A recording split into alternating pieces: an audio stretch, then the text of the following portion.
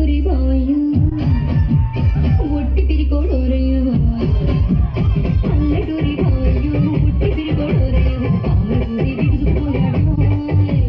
కర్ర తెస్తానన్నాడు కుర్రమంటూ వెళ్ళాడు మావిడి బొమ్మ గలగల ఊపాడు చిన్న పుల్లైనా పడలేదు చూడయ్యో ఎంతసేపైనా రాలేదు బావయ్యో